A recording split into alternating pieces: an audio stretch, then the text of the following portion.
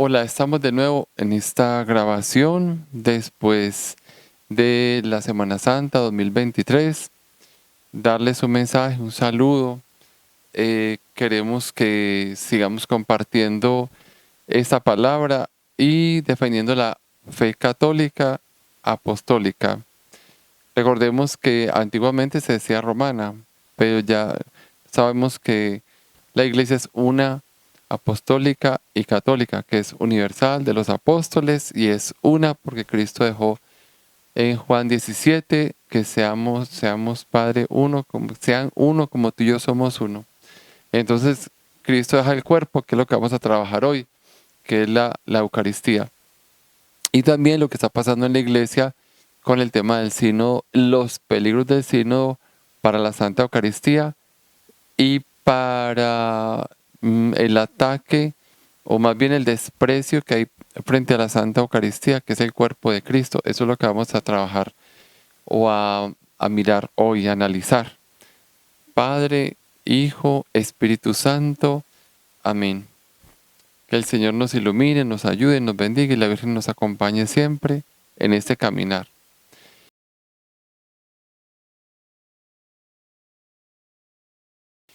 Bueno, el tema que vamos a trabajar es el siguiente.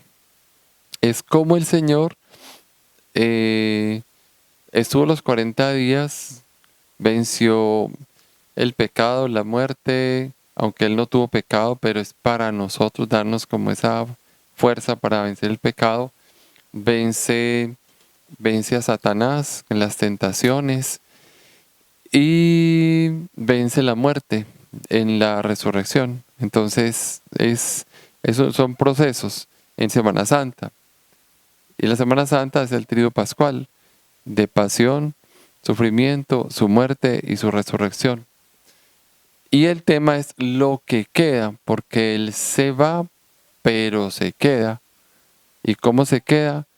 En lo que llamamos el paso del Señor, y para nosotros es el cuerpo y la sangre de Cristo, que es el peligro que estamos enfrentando en este momento en la iglesia con las grabaciones anteriores, la grabación que tuvimos hace poco de peligro de un cisma en la iglesia por las cuestiones de las conferencias episcopales en diferentes países. El peligro que tenemos es grande, porque entonces, como les había predicado, les había dicho antes, se atentaron con Jesús primero los judíos, ahora la iglesia, que es el pueblo escogido, primera de Pedro capítulo 2, el peligro está en que la misma iglesia atente contra el cuerpo de Cristo. Eso es lo que vamos a ver en este momento. Entonces vamos a basarnos en lo que es la palabra. Si miramos lo que es Romanos capítulo 6, entonces se lee en la noche de Pascua y dice entonces, porque si nuestra existencia está unida a Él en una muerte, como la suya, lo estará también en una resurrección como la suya. Esa palabra, ¿a qué nos lleva? Nos lleva a meditar en el paso del Señor, porque Él muere por nosotros y nosotros debemos acompañar a Jesús en esa muerte. ¿Cuál es esa muerte? Es morir al pecado y morir a nosotros. Entonces, Dios nos ama al pecador, pero no ama el pecado, porque el pecado en sí es desobediencia. En la iglesia contamos con los 7 pecados capitales. 7 pecados capitales. Y en los mandamientos también hay pecados, como el 6.º mandamiento de la impureza, fornicación, adulterio, la mentira, todo eso. Entonces, todo va unido. Entonces, vamos a hacer como esa unidad en esta grabación. ¿Qué significa? Que tenemos que, si Cristo murió y resucitó, estamos celebrando la Pascua, es un momento de cambio, porque Jesús se queda con nosotros en la Eucaristía. Entonces en la Eucaristía Él se queda. Con los discípulos de Maús, por ejemplo, ciertamente Él se despide pero se queda en el pequeño pedazo de pan. Y eso es para nosotros fundamental. Lo leíamos también este fin de semana en los textos de las apariciones. Los textos de las apariciones nos decían cómo el Señor, cuando se les aparece a los discípulos, Él está, porque ellos no creían, ellos iban hacia Maús, se les aparece, les explica las escrituras, y cuando parten el pan, a ellos se les abren los ojos y Él desaparece. Entonces, esa desaparición es porque a ellos se les abren los ojos, pero es al partir el pan. Entonces, muy grave que en el tema de los sínodos se nos hable de que debemos ser incluyentes, de que todos pueden comulgar, y eso no es así. No todos pueden comulgar porque hay pecados que están contra natura y hay pecados que van contra los mandamientos, hay pecados contra los sacramentos, contra todo, y ya la situación se nos hace grave porque en las conferencias episcopales de Alemania, Bélgica, etcétera, quieren que bendigamos parejas. Ya lo hemos grabado también porque no se puede concebir la bendición a parejas del mismo sexo, porque en la Biblia no dice eso. Entonces, ahorita quieren que seamos incluyentes, pero ¿en quiénes quieren que seamos incluyentes? El mundo y no Dios. Entonces hay que hacerle caso, como dice San Pedro en Hechos de los Apóstoles, hay que hacerle caso primero a Dios que a los hombres. Entonces, esta es la razón por la que no deben comulgar los que están en pecado, y es la siguiente: o en desobediencia, en apostasía y en herejías. Por tanto, es 1 Corintios 11, por tanto, quien coma el pan o beba la copa del Señor indignamente será reo. Reo significa que es culpable del cuerpo y la sangre del Señor. ¿Qué es reo del cuerpo y la sangre del Señor? De su muerte. Es el que está en pecado. Jesús vino por nuestros pecados, no a compartir los pecados. Entonces es reo del cuerpo de la sangre del Señor. 1 Corintios 11. Significa que si Cristo murió por nuestros pecados y nosotros comemos el cuerpo de Cristo en pecado, sabiendo que somos culpables de la muerte del Señor. Entonces no lo mataron los romanos. Esa fue la forma. Acusados por los judíos e instigados por el diablo, matan a Jesús. Pero Él muere voluntariamente, porque Él les decía, ustedes, a Pedro, ustedes pueden detener a todos esos que me van a apresar, pero la voluntad del Padre es, yo tengo hasta 12 legiones de ángeles que me defenderían, pero Él viene por nuestra salvación, básicamente.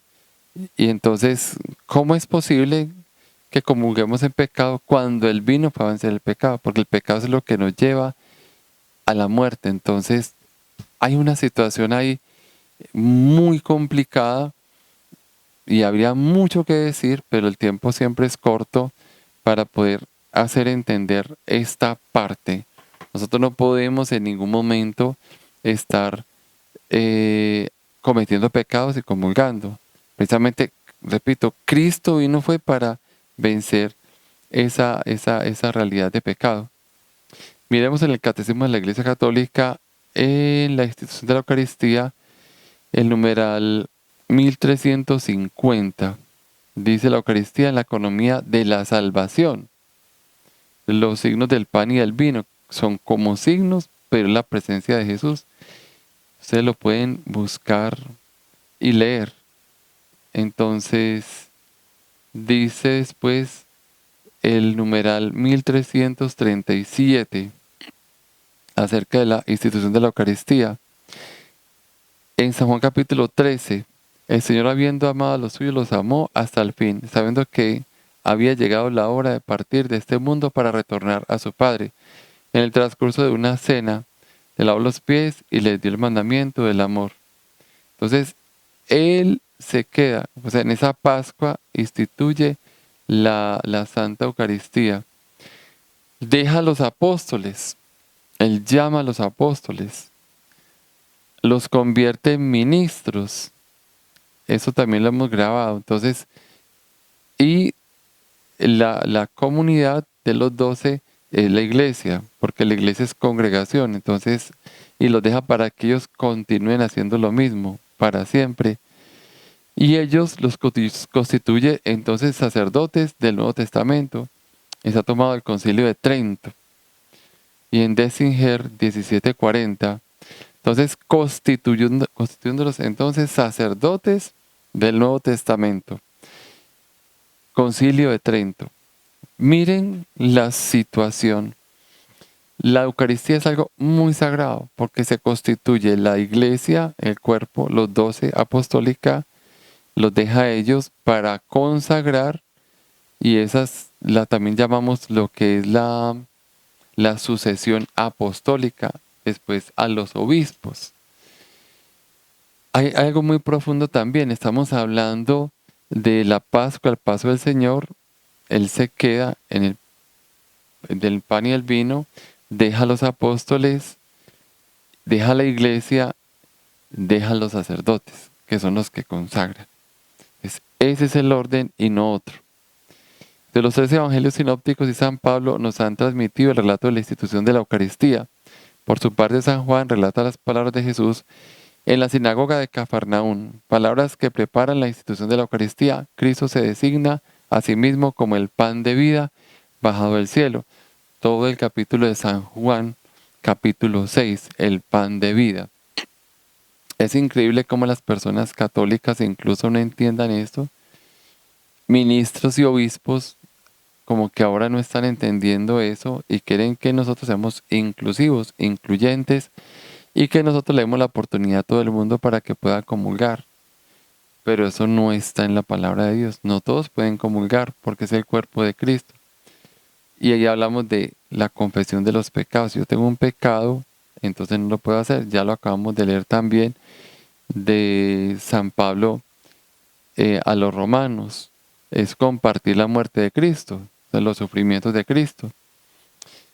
Decimos entonces, y en 1 Corintios 11, que lo acabamos de leer también, no podemos comulgar o tomar el cuerpo de Cristo si no estamos limpios, porque será nuestra propia condenación, porque es el pecado lo que constituye como esta situación de alejamiento del hombre al Señor.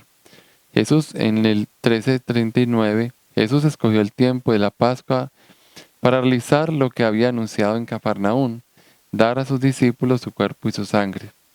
Entonces, aquí está ya la explicación de lo que Jesús hizo en esa entrega, y se los da, que es la última cena. Y en cada Eucaristía repetimos en memoria suya, el sacerdote consagra para hacer nuevamente la presencia. Es como siempre un nuevo nacimiento. Cada Eucaristía es como una nueva entrega de Jesús para con nosotros. En el numeral 1341, haced esto en memoria mía. La Eucaristía no la inventamos nosotros, como dicen los hermanos separados, que los sacerdotes, los curas y hemos inventado la Eucaristía. No, Jesús dice, haced esto en memoria mía. Eso es lo que hace el Señor, 1 Corintios 11, que lo estamos diciendo. No somos nosotros. La Eucaristía como tal es Jesús. Y lo podemos identificar. Bueno, aquí para que ustedes lo busquen y lo lean. Para que la idea es que busquemos el catecismo de la Iglesia Católica, que es lo que vamos a trabajar. Bueno, la misa de todos los siglos. Desde está el numeral 1345. Desde el siglo segundo, según el testimonio de San Justino, mártir, tenemos las grandes líneas del desarrollo. Pues San Justino muere como cristiano por predicar a Cristo. Que el martirio, y también una de las frases es, la sangre de los mártires es semilla de cristianos. Ellos morían con mucha alegría porque morían por Cristo. Tenemos las grandes líneas del desarrollo de la celebración eucarística. Estas han permanecido invariables hasta nuestros días a través de la diversidad de tradiciones rituales litúrgicas. Y aquí lo que el santo escribe hacia el año 155, para explicar al emperador pagano Antonio Pío en el año del año 138 al 161, lo que hacen los cristianos, porque ellos preguntaban, ¿qué hacen los cristianos? O sea, nosotros, desde siempre, con la Santa Eucaristía, el cuerpo de Cristo. El día que se llama el Día del Sol tiene lugar la reunión en un mismo sitio de todos los que habitan en la ciudad o en el campo. Se leen las memorias de los apóstoles, que podríamos decir el Nuevo Testamento, y los escritos de los profetas, Antiguo Testamento, tanto tiempo como sea posible. Cuando el lector ha terminado, el que preside toma la palabra para incitar y exhortar a imitar las bellas cosas. Luego nos levantamos todos juntos y oramos por nosotros, por todos los demás, donde quiera que estén, a fin de que seamos hallados justos en nuestra vida y nuestras acciones y seamos fieles a los mandamientos para alcanzar así la salvación eterna. Cuando termina esta oración, nos besamos unos a otros, el saludo de la paz, o el beso santo. Ese beso santo es de la paz en la mejilla, que el Medio Oriente y en España y en otros lugares, por ejemplo, el movimiento catecumenal hace el beso santo, que es en la mejilla.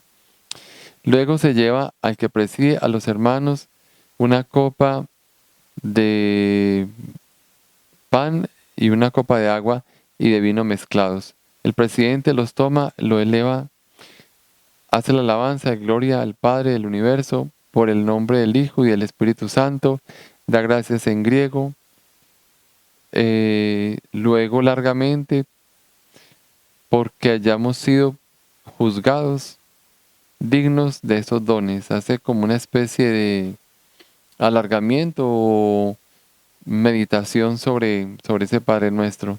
Cuando terminan las oraciones y las acciones de gracias, todo el pueblo presente pronuncia una aclamación diciendo amén. El amén es católico, siempre ha sido católico, aunque los hermanos separados asumen todo el tiempo que el amén es de ellos. Ya estamos viendo el año 155, cuando el que preside ha hecho la acción de gracias, que es Eucaristía, y el pueblo le ha respondido, los que entre nosotros se llaman diáconos, o sea, el diaconado también es de todos los siglos. De Hechos de los Apóstoles vemos el diaconado, o el que sirve al presbítero. Y lo que hacen, distribuyen a todos los que están presentes pan y vino, eucaristizados, y lo llevan a los ausentes. Está en San Justino, Apología 1:65-67. Llevan el pan a los que están ausentes. ¿Qué es eso? Es a los enfermos. Por eso entre la Eucaristía la tenemos en una reserva que es el sagrario o el tabernáculo, que es como el Antiguo Testamento, el tabernáculo de la antigua alianza lo tenían, o el arca de la alianza. Nosotros tenemos el arca de la alianza, que es el cuerpo de Cristo. En el Antiguo Testamento los judíos tenían, era el maná, tenían el efod como un vestido, tenían la vara de Aarón, tenían más o menos esto, y creo que también las tablas. Pero ¿por qué el Antiguo Testamento? La alianza con Dios. La alianza de nosotros es con Jesús. Carta a los Hebreos, podemos leer Carta a los Hebreos, y ahí dice exactamente qué es la Eucaristía, qué es lo que celebramos. Es una alianza de una vez para siempre. Y guardamos el cuerpo, el pan, lo guardamos solemnemente, lo cuidamos, lo tenemos cerrado y repartimos esa comunión a los enfermos. Vamos a las casas. Yo soy un sacerdote, yo voy semanalmente donde más de 35 o a veces 40 hermanos y los llevo a sus casas y les doy la comunión a ellos. Ojalá que sacerdotes puedan hacer esto, muchos pudieran hacer esto, que es muy, muy importante. La liturgia de la Eucaristía se desarrolla conforme a una estructura fundamental que se ha conservado a través de los siglos. Por eso la Eucaristía es de siempre, es tradicional. Ha sido también tridentina porque se constituye como la base, y en latín porque es como Pentecostés. Es un lenguaje que se trata de hacer entender en unidad en la Eucaristía, en los diferentes pueblos y lenguas. Por eso es una Eucaristía y siempre ha sido así. Tristemente ya se quieren cambiar y quieren borrar a la misa tradicional. Hay que orar también por esta situación que la Iglesia está permitiendo, de querer que se acabe la misa tradicional. Hay que orar por todo esto para que el Papa actual y las conferencias vuelvan a la misa tradicional. La reunión, la liturgia de la palabra, con las lecturas, la homilía y la oración universal, lo hacemos en la Iglesia Católica. La liturgia eucarística con la presentación del pan y el vino, la acción de gracias consecratoria y la comunión, o sea, la consagración. ¿Quién lo hace? Un consagrado. Consagra el pan. Eso es lo que hacemos nosotros. Liturgia de la palabra y liturgia eucarística constituyen juntas un solo acto de culto. En efecto, la mesa preparada para nosotros en la Eucaristía es a la vez la de la palabra de Dios y la del cuerpo del Señor. Es una unidad. Primero la palabra, casi como da una impresión muy bonita, porque la primera parte es la palabra, o sea, los profetas, es el anuncio bíblico del Mesías. Entonces es la palabra que lo hace el pueblo de Israel. Cuando viene Jesús, ella lo eucarístico, entonces la segunda parte. Entonces la Eucaristía es muy interesante porque es como antigua y nueva, y es como la Biblia es Antiguo Testamento y Nuevo Testamento. En la Eucaristía se resume todo, todo, todo. Y es el Apocalipsis porque es el Cordero de Dios. Y se repite 3 veces santo, que es santo, santo, santo es el Señor, Dios del universo. ¿Qué significa el 3 veces santo? Padre, Hijo y Espíritu Santo.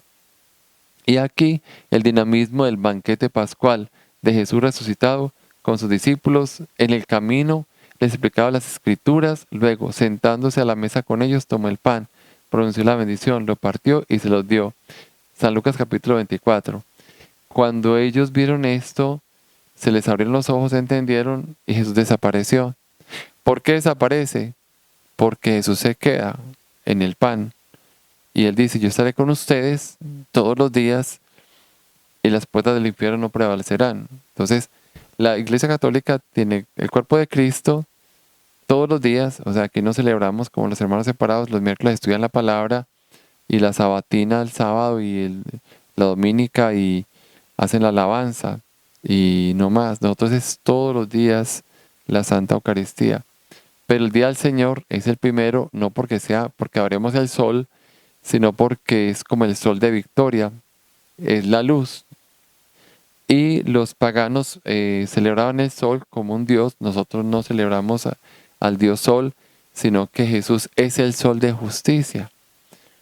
Y eso destruye el paganismo que adoraban el sol. Nosotros no adoramos el sol, sino a Jesús, el primer día de resurrección. Eso es maravilloso entenderlo, pero si alguien tiene pues Espíritu Santo y tiene entendimiento, una persona que quiere pelear contra la Iglesia Católica, se justifica que adoramos imágenes, que bautizamos niños, ya eso lo hemos también grabado, bíblicamente podemos justificar todo esto. Pero desgraciadamente se busca siempre destruir la Iglesia Católica. ¿Por qué? Porque la fundó Cristo, por eso es que la quieren destruir. Y la misa tradicional, porque era la tradición de toda la vida, también la quieren destruir. ¿Qué tenemos que hacer nosotros?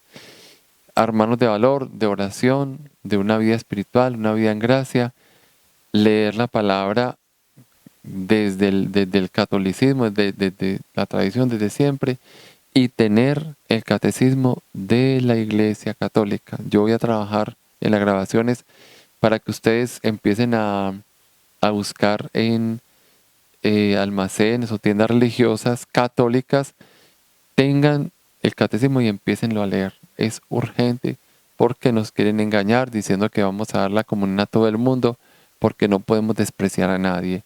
La palabra de Dios no dice eso. Está diciendo es que debemos comulgar es en gracia, no en pecado.